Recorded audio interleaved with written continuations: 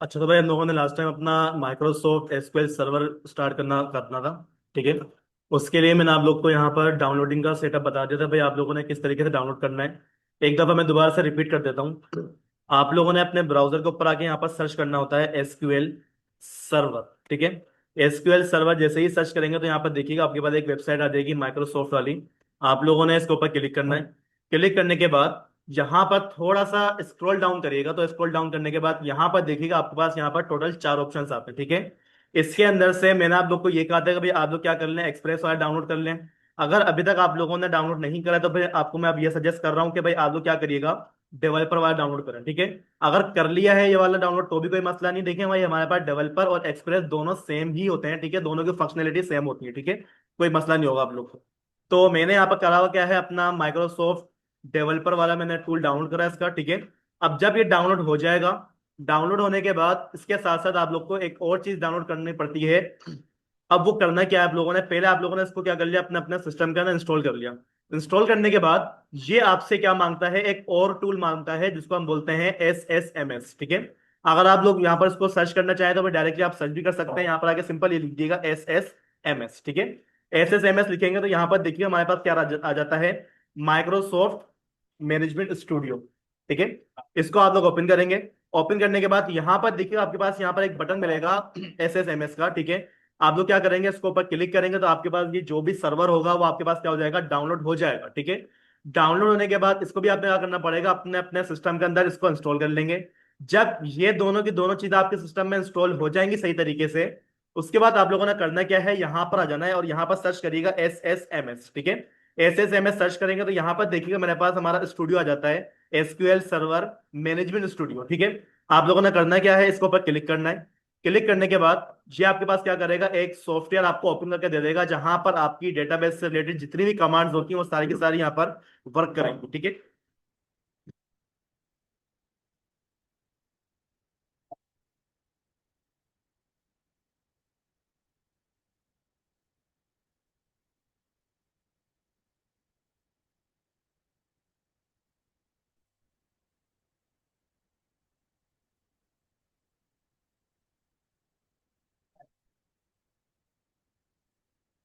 अच्छा, आप जब उसको फर्स्ट टाइम ओपन करेंगे तो यहाँ पर वो आपको एक विंडो देगा। ठीक है। कनेक्ट करवाने के लिए अगर आपके पास वो विंडो नहीं आ रही तो यहाँ पर देखिएगा मेरे पास क्या लिखा हुआ है, एक बटन आ रहा है। ठीक है, कनेक्ट का। अगर मैं इसके ऊपर क्लिक कर दूंगा तब भी मेरे पास क्या आ जाएगी, इस तरीके से एक विंडो आ जाएगी। ठीक है। अब इस विंडो के अंदर करना क्या है, यहाँ पर देखिए भाई हमारे को यहाँ पर काफी सारी नई नई चीजें देखने को मिलेंगी। सबसे पहले वो आपसे मांगता है आपका सर्वर नेम। देखिए जब आप इसको फर्स्ट टाइम अपने अपने कंप्यूटर के अंदर डाउनलोड करेंगे तो डाउनलोड करने के बाद यहाँ पर आपका सर्वर नेम लिखा हुआ आ रहा होगा। ठीक है। अब आपका सर्वर नेम अगर आपने मालूम करना हो तो भाई आपने मालूम कैसे करना होगा, सिंपल आप क्या करेंगे, अपने कंप्यूटर में आके लिख दिएगा CMD। ठीक है। CMD लिखने के बाद आप लोगों ने करना क्या है, यहां पर आके लिख दिएगा LOCALHOST लोकल होस्ट। जैसे ही इंटर करेंगे, लोकल होस्ट नहीं है कमांड, एक मिनट रुकिएगा। आई थिंक होस्ट नेम होता है, हाँ। अच्छा भाई, आप लोगों ने करना क्या है, यहाँ पर आके अपनी कमांड सर्च करनी है होस्ट नेम। ठीक है। लोकल होस्ट मत सर्च करिएगा। मेरे पास जो मेरा सर्वर का नाम लिखा हुआ है वो क्या लिखा हुआ है, मोहम्मद इब्राहिम लिखा हुआ है। ठीक है। आप लोगों ने करना क्या है, जो भी आपके सर्वर का नाम होगा उसको आपने कॉपी करना है और कॉपी करने के बाद क्या कर दीजिएगा, यहाँ पर लाकर पेस्ट कर दीजिएगा। ठीक है।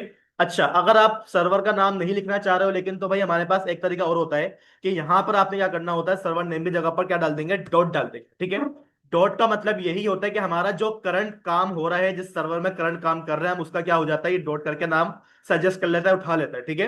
अब इसके अलावा यहां पर मेरे को मिल जाता है मेरे अथेंटिकेशन के कुछ मेथड। बाय डिफॉल्ट इसकी जो अथेंटिकेशन होती है वो हमारे विंडोज से रिलेट होती है। ठीक है। अभी फिलहाल इसको हम नहीं छेड़ना वेड़ना नहीं है, इसमें हमारे को काफी सारी चीजें मिल जाती है। ठीक है। सर्वर अथेंटिकेशन मिल जाती है, इंटर पासवर्ड की मिल जाती है, फिलहाल इसको हमें बाद में देखना है।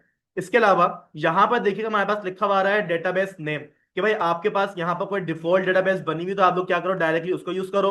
फिलहाल मेरे पास यहाँ पर किसी भी किस्म की कोई भी डेटाबेस यहाँ पर बनी हुई नहीं है। ठीक है। तो आपने इसको कुछ भी नहीं करना। बस इसमें करना क्या है, आप लोगों ने यहाँ पर डॉट लगाना है और डॉट लगाने के बाद यहाँ पर आपके पास लिखा हुआ मिलेगा ट्रस्ट सर्वर सर्टिफिकेट। इसके ऊपर अनचेक होगा। आप लोगों ने करना क्या है, इसके ऊपर चेक लगाना है और चेक लगाने के बाद आप लोग क्या कर लेंगे, इसको डायरेक्टली करेक्ट कर देंगे अपने SSMS से। ठीक है।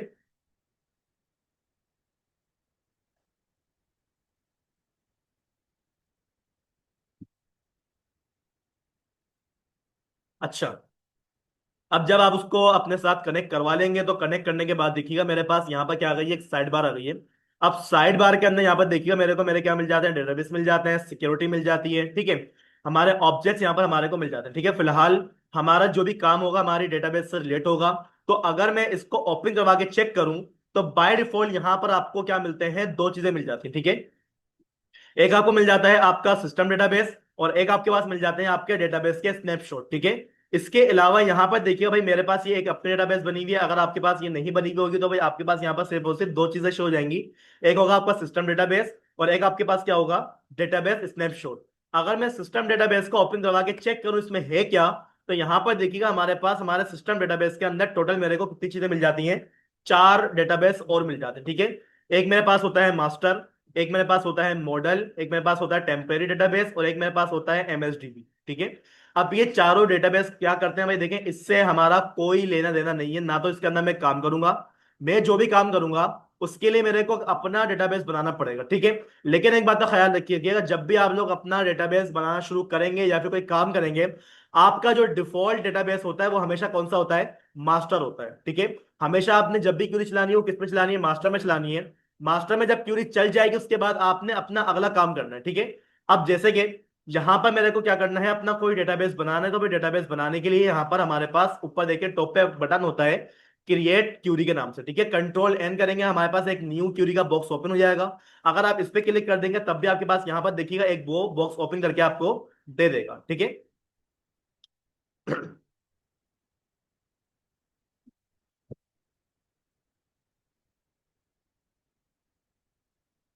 अच्छा भाई यहाँ पर देखें, आप लोगों ने अपना जितना भी काम करना होगा वो सारा का सारा काम आपने इस वाले टेक्स्ट बॉक्स में करना होगा। और जब वो काम हो जाएगा तो मैंने आपको पिछली क्लास में बताया था कि भाई मैं जो भी यहाँ पर कुछ लिखता हूँ, लिखने के बाद पहले मुझे उसको क्या करना पड़ेगा, सिलेक्ट करना पड़ेगा। और अगर उसको मैंने सिलेक्ट नहीं करा तो वो मुझे क्या कर देगा, एरर प्रोवाइड कर देगा। और यहाँ पर देखिएगा हमारे पास हमारी जो डिफॉल्ट डेटाबेस आई है उसका मेरे पास नाम क्या लिखा हुआ आ रहा है, मास्टर, ठीक है।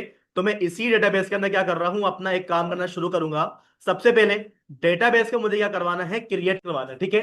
तो डेटाबेस क्रिएट करवाने के लिए मैं यहां पर क्या करता हूं, वही वाली हमारे पास क्यूरी होती है, क्रिएट, और हमारे पास क्या आ जाएगा, डेटा बेस, ठीक है। क्रिएट डेटाबेस, और हमारी डेटाबेस का नाम क्या होगा, आप यहां पर आके अपनी डेटाबेस का कोई ना कोई नाम दे दें, ठीक है। जैसे कि इसको मैं एक नाम प्रोवाइड कर लेता हूं कि भाई हमारे पास क्या है, BATCH बेच -2411T5, ठीक है। ये जो आपका बेस कोड है भाई, देखिए मैं यहाँ पर क्या कर देता हूँ, अपने डेटाबेस का नाम इसी से रखूंगा। अच्छा, अगर यहाँ पर आपके पास मसला है, देखिए भाई हमारे पास डेटाबेस के अंदर कभी भी स्पेस नहीं आनी चाहिए, ठीक है। अगर आप लोग चाहते हैं कि भाई मेरे पास स्पेस आ जाए तो भाई आप स्पेस ना लगाएं, अंडर स्कोर लगा दें, ठीक है। अंडर स्कोर लगाएंगे आपके पास कभी भी एरर नहीं आएगा। अगर आपने माइनस लगाया हुआ तो भाई आपकी जो कमांड होगी वो एग्जीक्यूट नहीं करेगी, ठीक है। अब आप लोग के दिमाग में ये बात आ रही होगी, जैसे ही मेरे पास माई एसक्यूएल के अंदर यहां पर बॉटम में एक बटन हुआ करता था गो नाम का, यहां पर वो बटन नहीं आ रहा। या फिर हमारे पास जो शॉर्ट की हुआ करती थी कंट्रोल इंटर, अगर मैं यहां पर आके कंट्रोल इंटर कर भी दूं तो देखिए इससे भी हमारे पास यहां पर किसी भी किस्म का कोई फर्क नहीं पड़ा। मैंने आपको क्या कहा था कि बिल्कुल टॉप पे देखिएगा आपको एक बटन मिलेगा एग्जीक्यूट का, ठीक है। अगर आप लोग इसके ऊपर क्लिक कर देंगे तो अभी आपके पास जो भी आपकी डेटाबेस की कमांड आप यहां पर लिख रहे होगे, आपके पास वो क्या हो जाएगी, एग्जीक्यूट हो जाएगी, चल जाएगी। अच्छा, अगर मैं बार बार इस बटन के ऊपर क्लिक ना करूं तो भाई मेरे पास कोई शॉर्ट की है क्या इसकी, भाई बिल्कुल है। इसकी हमारे पास शॉर्ट की होती है ऑल्ट एक्स। क्या प्रेस करेंगे आप लोग, ऑल्ट एक्स, तो भाई मेरे पास क्या हो जाएगी, मेरी क्यूरी एग्जीक्यूट हो जाएगी। और अगर मैं इसके ऊपर क्लिक कर दूं तब भी मेरे पास देखिए मेरे पास क्या हो जाएगी, मेरी क्यूरी एग्जीक्यूट हो जाएगी, ठीक है। अब यहां पर देखिए भाई मेरे पास यहां पर हमारे कमांड क्या हो चुकी है, चल चुकी है। लेकिन आप ये बोलेंगे सर आपने तो इसको सिलेक्ट करा ही नहीं।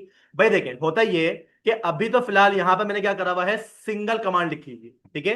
अभी आज आगे जाके करूंगा क्या, मैं मल्टीपल यहां पर कमांड लिखूंगा, जो कमांड मुझे चलानी होगी ना उसको सिलेक्ट करूंगा मैं, फिर वो चलेगी। जैसे कि अभी यहां पर मेरे पास क्या हो चुका है, हमारी डेटाबेस बन चुकी है।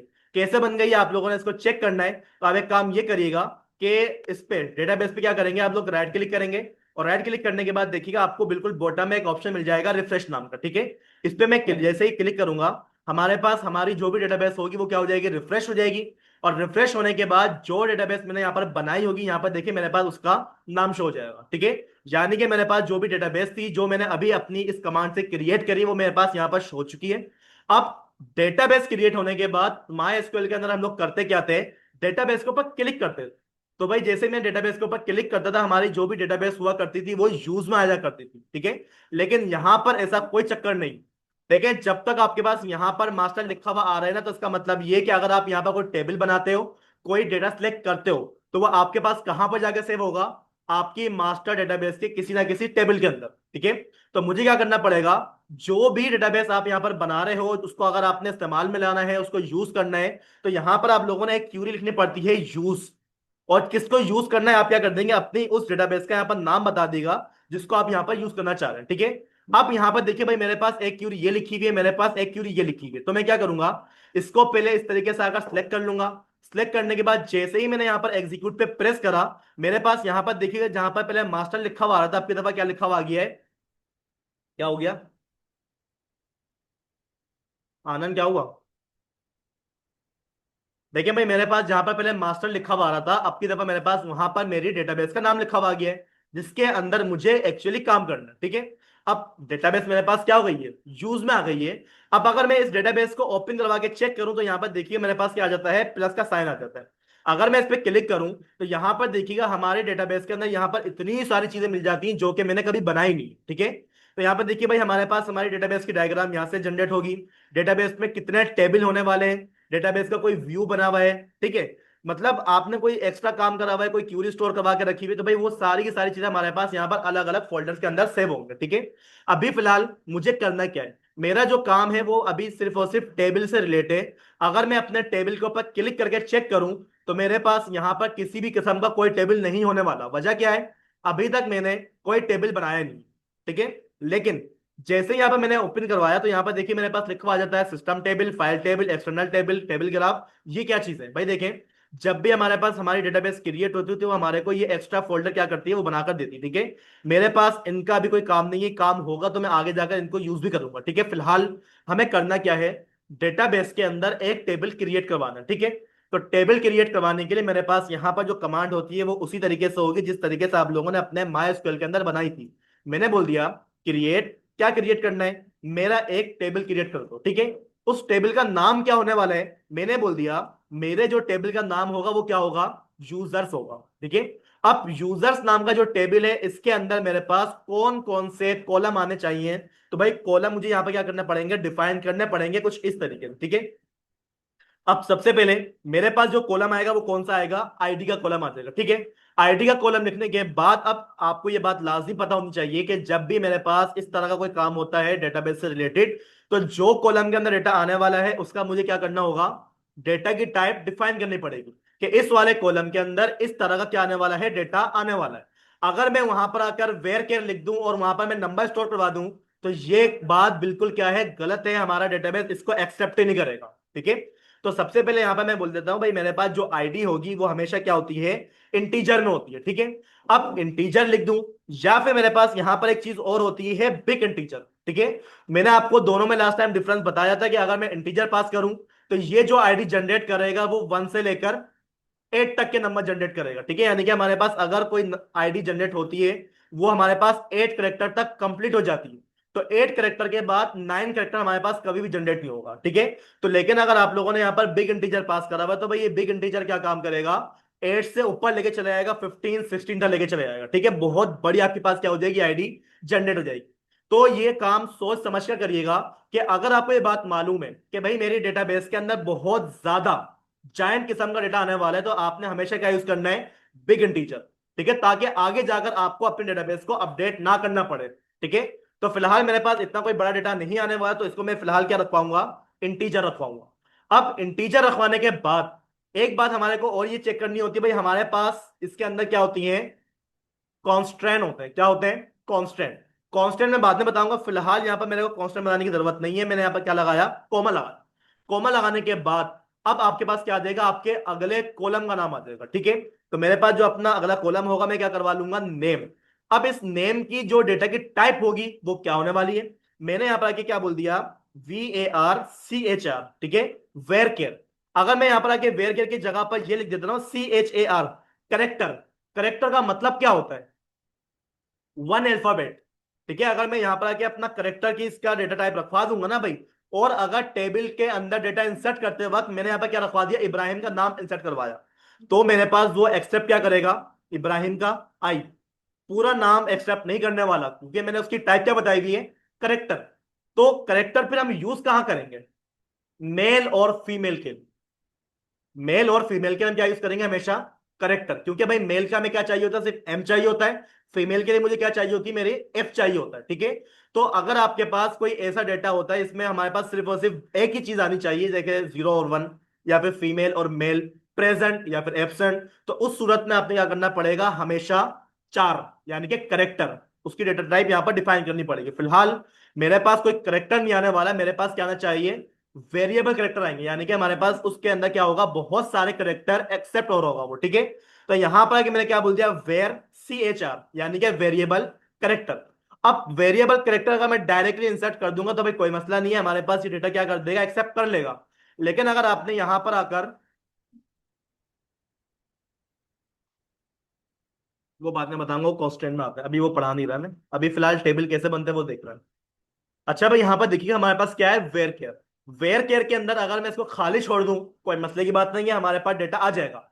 लेकिन अगर आप ये बोलें कि भाई मेरे को इसको पे क्या लगानी है, रिस्ट्रिक्शन लगानी है कि इसके अंदर कम से कम 8 करेक्टर आने चाहिए, ज्यादा से ज्यादा 12 करेक्टर आने चाहिए, अगर आप लोगों ने इस तरीके का कोई काम करना है तो उसके लिए आपने क्या करना पड़ेगा, वेयर केयर को एक फंक्शन बनाना पड़ेगा, ठीक है। अब ये जो वेयर केयर का हमारे पास फंक्शन है, फंक्शन के अंदर आप क्या करोगे, अपने इस कॉलम की लेंथ डिफाइन करोगे कि भाई मेरे पास इसके अंदर जो नाम आएगा उसके करेक्टर कितने होंगे। मैंने बोल दिया मेरे पास जो नाम आएगा वो 50 करेक्टर्स का आ जाएगा, ठीक है। ये मेरे पास क्या हो गया, एक डेटा की टाइप हो गई, कोमा। कोमा लगाने के बाद अब अगली चीज मुझे क्या चाहिए, मेरे को चाहिए उसकी ईमेल, यानी कि भाई आपके पास जो बार डेटा होता है उसका कोई ना कोई क्या होता है, ईमेल लाजमी जनरेट होती है, ठीक है। अब ईमेल लिखूं, और ईमेल लिखने के बाद इसकी जब तक मैं डेटा की टाइप डिफाइन नहीं कर लेता हमारे पास यहाँ पर एरर आता रहेगा। तो यहां पर आके मैंने क्या बोल दिया, वेर कर, ठीक है। और हमारी जो ईमेल की लेंथ होने वाली है वो मैं कितनी रखवा देता हूँ यहाँ पर, 25 करेक्टर की रखवा दूंगा, ठीक है। कोमा, कोमा लगाने के बाद अब यहाँ पर मुझे क्या चाहिए होगा, हमारे यूजर का एड्रेस भी मुझे यहाँ पर चाहिए होगा, ठीक है। तो एड्रेस, एड्रेस की जो डेटा की टाइप होगी मैं क्या रखवा दूंगा यहाँ पर, सिंपल वेर कैर रखवा दूंगा। अब इसकी लेंथ कितनी है भाई, देखें मुझे किसका एड्रेस कितना बड़ा है ये मालूम नहीं है, तो इसको मैं क्या कर दूंगा, फिलहाल इतना ही छुड़वा दूंगा, ठीक है। अब यहां पर देखिए भाई हमारे पास एक कॉलम होगा आईडी का, एक होगा नेम का, एक होगा मेल का, एक होगा मेरे पास एड्रेस का, और चले काफी है इतना। अब मुझे करना क्या है, यहां पर अपनी इस क्यूरी को एग्जीक्यूट करवाना है। अगर आप यहां पर आके डायरेक्टली एग्जीक्यूट पे क्लिक कर दोगे तो यहां पर देखिएगा आपको इस तरीके का एरर देखने को मिलता है, ठीक है। वो क्या बोल देता है भाई, देखें आपके पास जब इसने एग्जीक्यूट करा ना, इस वाइल लाइन को भी एग्जीक्यूट कर दिया, इसको भी एग्जीक्यूट कर दिया, और इसको भी एग्जीक्यूट कर दिया, ठीक है। अब मसला हो गया, यहां पर देखें पढ़े पहले बोल क्या रहा है, database base 2411T5 already exist, यानी कि आप ये जो कमांड लिख रहे हो ना, सबसे पहले हमारे पास ये वाली कमांड रन हो गई कि भाई आपके पास क्या हो रही है, डेटाबेस पहले से बनी हुई है, आप उसको दोबारा बनाने की कोशिश कर रहे हो। इसी वजह से उसने क्या करा, आपको यहां पर एक एरर दे दिया। उसके बाद उसने क्या करा, ये वाली लाइन चलाना शुरू करी। इस वाली लाइन के अंदर उसको देखने को मिला भाई मुझे कौन सी डेटाबेस का यूज करना है, ये वाली, उसने क्या करा, उसको यूज कर लिया। यूज करने के बाद उसने क्या करा, हमारे डेटाबेस को क्रिएट करवा दिया। तो यहां पर देखिएगा मेरे पास यहाँ पर काम क्या लिखा हुआ रहा है कि हमारे पास जो डेटाबेस क्रिएट हुई है वो कौन सी डेट को हुई है, उसके अंदर कितना टाइम हुआ है हमारा, ठीक है। चले, अब मेरे पास यहां पर क्या हो गया होगा, डेटाबेस के अंदर एक टेबल क्रिएट हो गया होगा। तो मैं काम ये करता हूं, इसके ऊपर मैं क्या करूंगा, क्लिक करूंगा। क्लिक करने के बाद राइट क्लिक करेंगे इसको, और क्या कर लेंगे इसको इस तरीके से, चले इस पे क्लिक ना करें, अपनी डेटाबेस पे क्लिक करें। राइट क्लिक करके इसको आप क्या करिएगा, रिफ्रेश करिएगा, ठीक है। रिफ्रेश करने के बाद यहां पर मैं अपनी डेटाबेस के अंदर जाता हूं, और डेटाबेस के अंदर जो मुझे मिलता है ना टेबल, टेबल में अगर मैं जाकर चेक करूं तो यहां पर देखिएगा मेरे पास मेरा एक टेबल बनकर आ गया है यूजर्स नाम का। अब यूजर से पहले हमारे पास यहां पर DBOQ लिखा हुआ आया।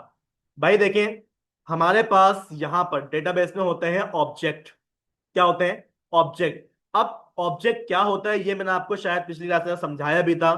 हर वो चीज जो कि एग्जिस्ट करती है वो क्या होता है, हमारा ऑब्जेक्ट होता है। अब ऑब्जेक्ट किसी का नाम भी हो सकता है, कोई डेटा भी हो सकता है, या फिर कोई टेबल भी हो सकता है, ठीक है। तो हमारे एसक्यूएल सर्वर के अंदर जितनी भी चीजें आती हैं उससे पहले हमारे को यहाँ पर क्या लिखा हुआ मिल जाता है, DBO, यानी कि डेटाबेस ऑब्जेक्ट। हमारे पास ये क्या है, डेटाबेस ऑब्जेक्ट के अंदर एक टेबल का नाम क्या बना हुआ है, यूजर। अगर आपने इसको देखना है भाई तो भाई हमारे पास इसको यूज करने के लिए क्या कमांड होती है, SELECT, सिलेक्ट ऑल, फ्रॉम, और हमारे उस टेबल का नाम आ जाएगा जिस टेबल को आप यहाँ पर यूज करना चाह रहे हो। ठीक है, याद रखिएगा मैं डायरेक्टली एग्जीक्यूट करवा दूंगा, ये सारी की सारी क्यूरी एक साथ चलेंगी। ठीक है, लेकिन अगर मैं यहां पर आके अपनी इस वाली क्यूरी को सिलेक्ट करवा दूं, सिलेक्ट करने के बाद इसकी जो शॉर्ट की हमारे पास हुआ करती थी ऑल्ट एक्स, ऑल्ट एक्स मैंने जैसे ही प्रेस करा तो देखिए हमारे पास ये क्यूरी क्या हुई, एग्जीक्यूट हो गई, और इसका जितना भी मेरे पास डेटा होगा वो मेरे पास यहां पर इस तरीके से बॉटम में शो होगा। है बेकार लग रहा है, बहुत खतरनाक है ये। ठीक है भाई, भाई आपको वाली आदत होगी MS माई एसक्यूएल चलाने की, तो देखें भाई उससे ही काम भी हो रहा था हमारे पास, लेकिन हमारे को आगे जाके जो है ना बहुत सारी चीजें करनी है, अलग अलग किस्म का काम करना है, तो उसके लिए भाई हमारे पास माइक्रोसॉफ्ट एसक्यूएल सर्वर क्या होता है, सबसे अच्छा होता है। ठीक है, इसी को हम क्या करेंगे आगे जाके अपनी .NET और C# के लिए यूज करने वाला हूं मैं।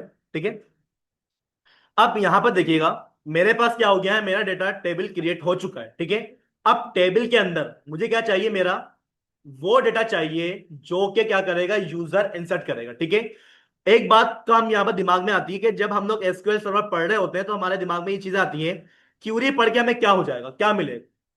भाई देखिएगा आपके पास क्यूरी क्या कर रही है, आपको डेटाबेस में डेटा इंसर्ट करना कैसे है वो सिखा रही है।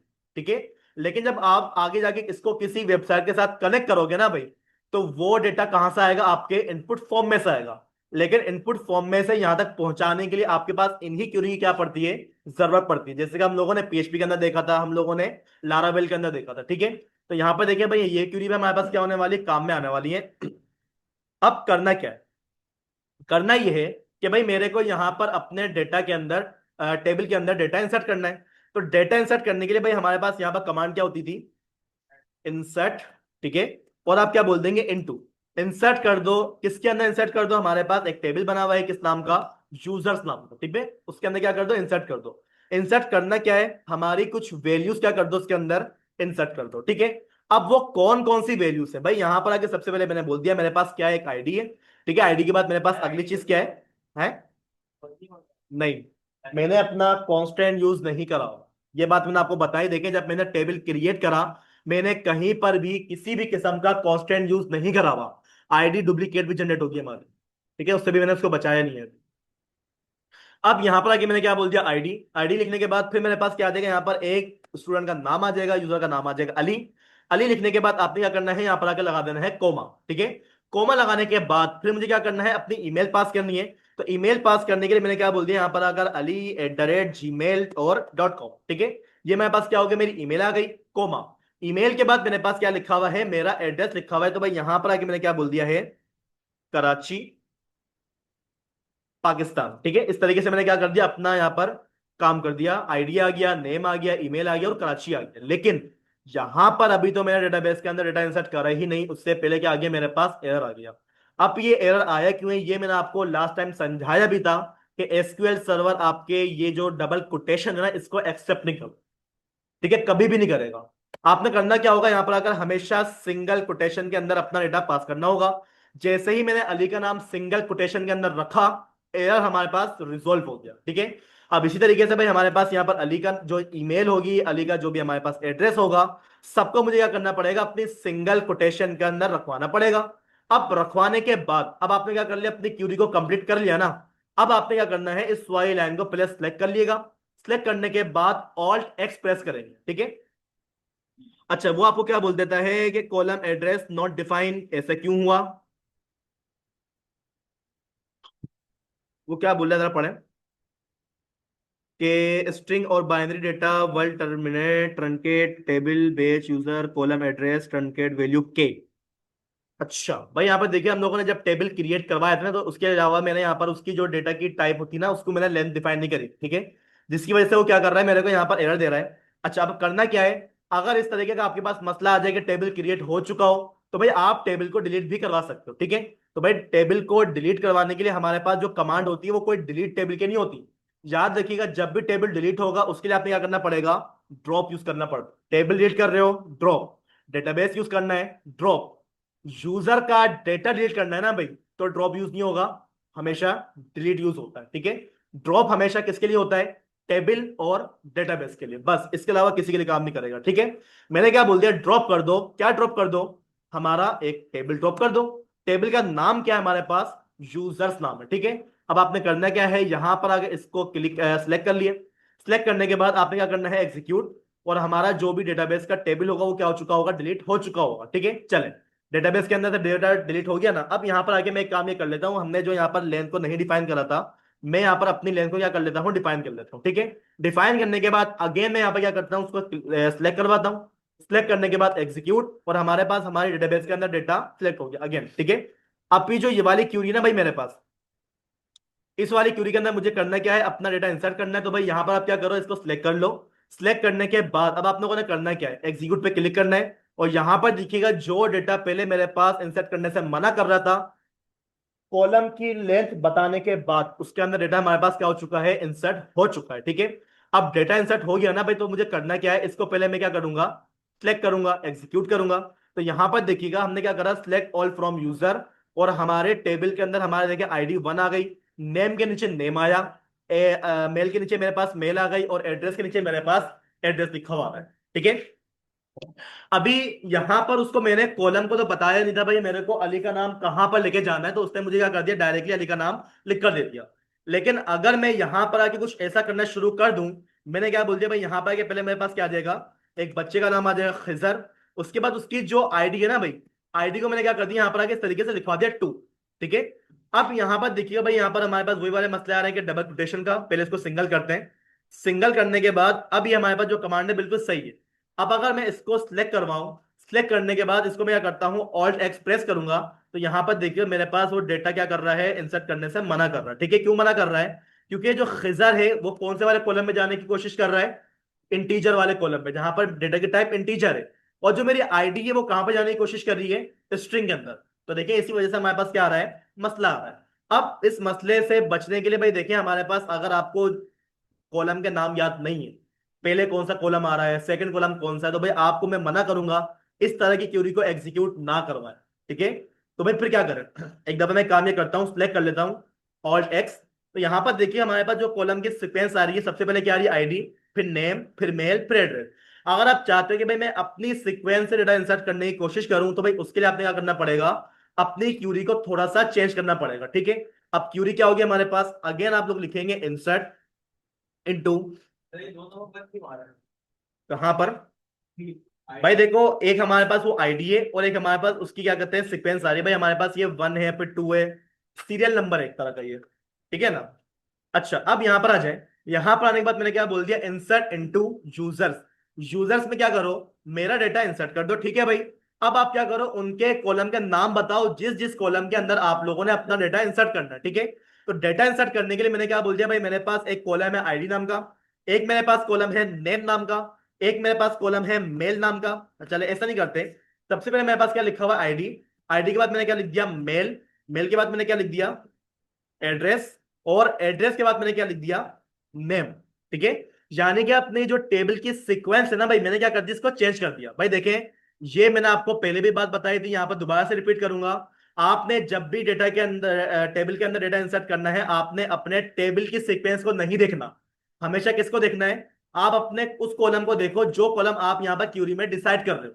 भाई मैंने अगर यहां पर पहले आईडी लिखा है, तो भाई मेरे पास सबसे पहला जो डेटा आएगा वो आईडी के लिए ही आएगा। ठीक है, चले, ये हो गया ना मेरे पास। अब ये काम करने के बाद मैंने क्या कर देना है, इसकी वैल्यूज को डिफाइन कर देना है कि भाई मेरे पास कौन कौन सी वैल्यूज यहां पर जाने वाली है। ठीक है, तो यहां पर मुझे बताएं कि सबसे पहले मेरे पास कौन सा कॉलम लिखा हुआ है, आईडी का। तो यहां पर आके मैंने क्या करना है, आईडी डिफाइन करनी है। आईडी के बाद अरीशा मुझे बताएं कौन से कॉलम के अंदर डेटा जाएगा।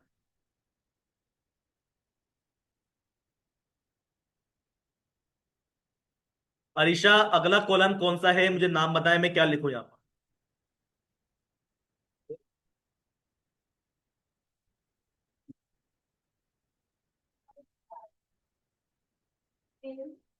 नेम, मेल, नेम है या फिर मेल है, क्या बोल रही है, मेल। कैसे पता लगा कि मेरे को यहाँ पर ईमेल ही डालनी है, ये बताएं। ये बात कैसे पता लगी कि भाई मेरे पास यहाँ पर ईमेल ही है, नहीं आईडी के बाद तो नेम लिखा हुआ है यहाँ पर, आप देखें ना आईडी के बाद क्या लिखा हुआ है, नेम लिखा हुआ है। आप मेल कैसे बोल रही, इसका जवाब दे मेरे को।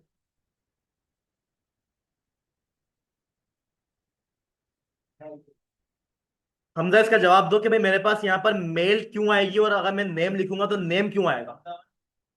हमजा कादिर, बताओ हमजा कादिर।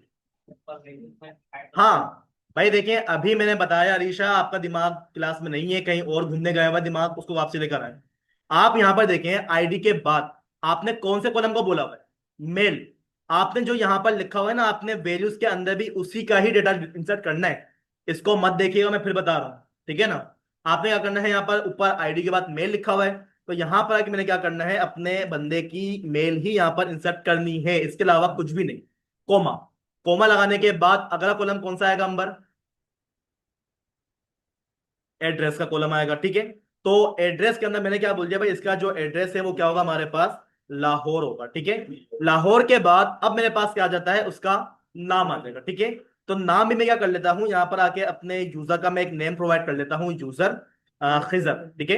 काम हो गया मेरा।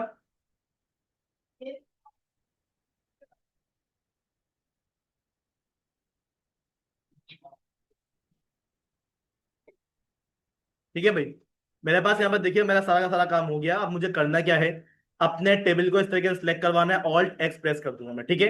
यहाँ पर देखिए भाई हमारे पास क्या लिखा हुआ आ गया है, वन रो अफेक्टेड, ठीक है। यानी कि भाई हमारे पास जो एक रो थी वो हमारे डेटा के टेबल के अंदर इंसर्ट हो चुकी है, ठीक है।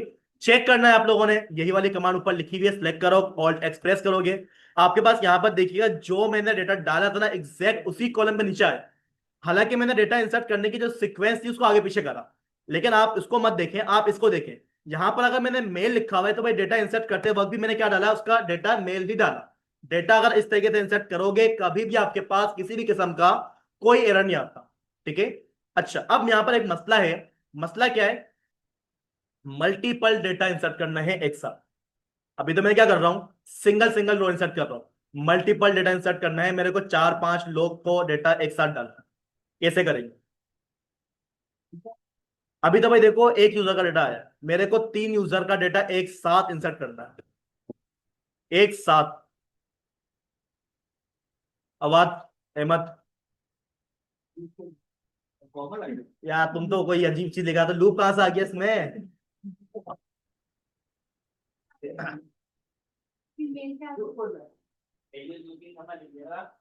हाँ, इसका जवाब ये कि भाई आप क्या करोगे, जब मल्टीपल टाइम डेटा इंसर्ट करोगे ना एक साथ, तो आप क्या करो, बस इसको क्या कर लो, कॉपी कर लो। अच्छा, वैल्यूज को कॉपी मत करना, वैल्यूज के बाद जो ये ब्रैकेट लगा हुआ है ना इसको कॉपी करना, ठीक है, क्योंकि वैल्यूज हमारे पास ब्रैकेट के अंदर आ रहा है, ठीक है। आप क्या करोगे, इसको कंट्रोल सी से कॉपी कर लोगे। कॉपी पूरा कंप्लीट कॉपी नहीं हुआ वो, ठीक है। यहाँ पर देखिएगा मेरा जो ब्रैकेट है ना भाई, उसको मैं क्या करूंगा, यहाँ से कंट्रोल सी से कॉपी करूंगा। तो कॉपी करने के बाद आप लोगों ने यहाँ पर अपना अगला डेटा इंसर्ट अगर करना है ना, पहले कोमा लगा, ठीक है। कोमा लगाने के बाद आपके पास क्या आ जाएगा, आपका अगला ब्रैकेट आ जाएगा, फिर कोमा, फिर आपके पास क्या आ जाएगा, आपका अगला ब्रैकेट आ जाएगा, ठीक है। अब यहाँ पर देखिए भाई मुझे करना क्या है, अपनी आईडीज को चेंज करना पड़ेगा। ये हमारे पास क्या आ जाएगी, 3 आ जाएगी। यहाँ पर आके मैं कर लेता हूँ इसको 4, और ये हमारे पास हो जाएगी 5, ठीक है। और जो हमारे पास ईमेल वगैरह लिखी हुई है, तो भाई मैं एक काम ये कर लेता हूँ, इसको सिलेक्ट करूंगा, ठीक है। सिलेक्ट करने के बाद यहाँ पास को मैंने क्या बोल दिया, उस्मान यहाँ पर लिखना है, तो भाई मेरे पास यहाँ पर भी क्या लिखा हुआ आएगा, उस्मान ही लिखा हुआ आएगा, ठीक है। तो खिजा को यहाँ से हटाना पड़ेगा, उस्मान लिख दिया। उस्मान लिखने के बाद अगले डेटा में आ जाए, यहाँ पर आके मैंने क्या लिख दिया, फिजा। यहाँ पर भी आके हम क्या लिख देंगे, फिजा, ठीक है। और यहाँ पर आके मैंने क्या लिख दिया, जायान, ठीक है। और यहाँ पर भी हमारे पास जायान आ जाएगा, ठीक है। अब यहाँ पर देखिए भाई मेरे पास एक डेटा, 2 डेटा, 3 डेटा, यानी कि 3 लोगों का डेटा हमारे, अब एड्रेस को छोड़ो ना, नाम चेंज कर देना बस काफी है। अच्छा भाई करना क्या है, यहाँ पर आके मुझे ये जो डेटा है इसको क्या करना है, ठीक है भाई। अब आपने करना क्या है, यहाँ पर आके इसको क्या कर लेना है, ऑल्ट एक्स प्रेस करना है। आपके पास यहाँ पर देखिए क्या लिखा हुआ गया, 3 रो अफेक्टेड, यानी कि 3 लोगों का डेटा एक साथ क्या हुआ, इंसर्ट हुआ, ठीक है। चेक करना है, आप क्या करेंगे, इसको सिलेक्ट करेंगे, ऑल्ट एक्स प्रेस करेंगे, तो यहाँ पर देखिए हमारे पास क्या आ जाता है, हमारे सारे के सारे स्टूडेंट का डेटा आ जाता है, ठीक है। लेकिन अब कंडीशन थोड़ी सी चेंज करते हैं। कंडीशन क्या है, मेरे पास यहाँ पर जो डेटा आएगा वो सिर्फ और सिर्फ आईडी और नेम आने चाहिए। मेल और एड्रेस का जो कॉलम मेरे पास शो हो रहा है वो गायब कर दो। कोई क्यूरी, वहां पर नहीं लिखा हुआ, वहां पर नहीं लिखा हुआ, हम मैंने बताई थी। अब मुझे बताया कि वो कौन सा कॉलम है, कि अगर मैं यहाँ पर आके सिर्फ और सिर्फ आईडी और नेम का कॉलम लाना चाहता हूँ तो मेरे पास क्या लगेगा इसका, सिलेक्ट। हाँ क्यूरी बताओ, क्यूरी क्या है? हाँ भाई देखो, आप जो चीज सिलेक्ट करना चाह रहे हो ना, आप उसका नाम लिखो। अभी आपने क्या बोला हुआ है? Select all. ऑल का मतलब क्या होता है कि भाई टेबल के अंदर जितनी भी चीजें, आईडी है, मेल है, डेटा है, कुछ भी है ना भाई, ए टू जेड क्या करो, लेकर आ जाओ। लेकिन अगर मैं अपनी क्यूरी को चेंज करवा दूं, क्या करवा दूं? मैंने बोल दिया कि भाई आप एक काम ये करो, सिलेक्ट तो करो, लेकिन क्या क्या सिलेक्ट करना है आप मुझे उनका नाम बता दो। मैंने बोल दिया आईडी सिलेक्ट कर लो, ठीक है भाई। करना कहां से? फ्रॉम यूजर नाम का मेरे पास क्या होगा, एक टेबल होगा, ठीक है। आपने क्या करना है, डेटा को यहां से सिलेक्ट करवा लेना, ठीक है। अब आप क्या करोगे, इसको सिलेक्ट करोगे, ऑल्ट एक्स शॉर्ट की होती है, उसको प्रेस करोगे, तो मेरे पास सिर्फ और सिर्फ वही डेटा आएगा जिसको मैंने ऊपर यहाँ पर सिलेक्ट करा हुआ होगा। अब अगर आपको यहाँ पर दो चीजें चाहिए, तीन चीजें चाहिए, कोमा, कोमा लगाने के बाद आपके पास क्या आ जाएगा, आपका नेम आ जाएगा, ठीक है। नेम लिखा मैंने, क्यूरी को मैंने ऑल्ट एक्स पे प्रेस करा, एग्जीक्यूट हुआ हमारा डेटा, और हमारे पास उसका आंसर यहाँ पर लिखा हुआ आ गया। अच्छा, अब कंडीशन और चेंज कर। कंडीशन क्या है कि भाई मेरे पास यहाँ पर जो है ना, जो नेम लिखा हुआ आ रहा है ना भाई, मुझे समझ नहीं आ रही कि नेम लिखा हुआ है, स्टूडेंट का नेम लिखा हुआ है, एम्प्लॉय का नेम लिखा हुआ है, मैनेजर का नेम लिखा हुआ है, ये तो बताओ मेरे को। अब आप बोलेंगे सर टेबल तो आपने उसी नाम से बनाया था, कॉलम का नाम क्या रखा था, नेम। अब अगर आपने कॉलम का नाम चेंज करना है तो भाई आप क्या करोगे, ऑल्टर की कमांड चलेगी हमारी। किसके लिए कमांड चलेगी? ऑल्टर। लेकिन मैं बोल रहा हूं, ऑल्टर करे बगैर ही मेरे पास क्या आ जाए, मेरा नेम निकल कर आ जाए, ठीक है। तो आपके पास यहां पर क्या यूज होगा, एलियास यूज होगा। इलियास कोच। अबे एलियास यूज करते हैं ना हम लोग, एस लगाते हैं। क्या यूज करेंगे हम लोग, एस का क्लाउज लगाएंगे, ठीक है। अब कहां पर लगाओगे भाई, मेरे को जो चीज चेंज करवानी है ना भाई, आप क्या करोगे, आपको नेम के बाद उसका नाम चेंज करवाना है, परमानेंट नहीं होगा, सिर्फ टेम्परेरी तौर पर काम होगा ये, ठीक है। मैंने क्या बोल दिया, नेम। नेम का आप क्या लगा दोगे, इस तरीके से एस लगा दो, ठीक है। एस क्या होता है, हमारे पास एक तरह का क्लाउज होता है, ये हमारा जो एक्चुअल नेम होगा उसको क्या कर देगा, एलियास नेम पास कर देगा। अब नाम क्या रखवाना है, कोटेशन के अंदर भाई आप सिंगल कोटेशन लगाइएगा, डबल में काम नहीं करेगा। मैंने क्या बोल दिया, जहां पर मेरे पास क्या आ जाएगा, यूजर नेम, ठीक है। ये लिखा हुआ आएगा मेरे पास कॉलम का नाम। चेक करें, ऑल्ट एक्स प्रेस करूंगा, मेरे पास जो पहले यूजर की जगह पर नेम लिखा हुआ रहा था टेबल के अंदर, आपकी जगह पर उसका जो एलियास नेम मैंने रखवाया था ना, यूजर नेम, वही लिखा हुआ है। अब अगर मैं आपको ये बोलूं भाई, मेरे पास यहाँ पर जो आईडी आ रही है ना भाई, आईडी की जगह पर मुझे क्या चाहिए, यूजर आईडी लिखी हुई आ जाए या फिर ईएमपी आईडी लिखी हुई आ जाए, कोई ऐसा तरह का कोई डेटा आ जाए, उसके लिए आपने क्या करना पड़ेगा, आईडी के कॉलम के बाद थोड़ी सी स्पेस दे दें,